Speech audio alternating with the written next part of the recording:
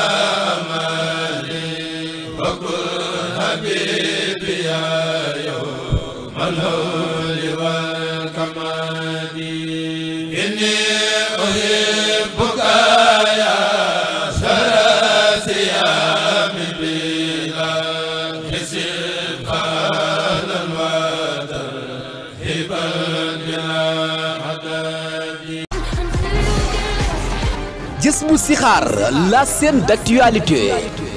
abonneel gaaw boo bëggee di jot suñuy vidéo moo xam nga nekk ci réew mi wala bitim réew. vidéo yi nu mu gaawee leen koy indee ci tàng-tàng bi abonné leen te activé cloche de notification bi.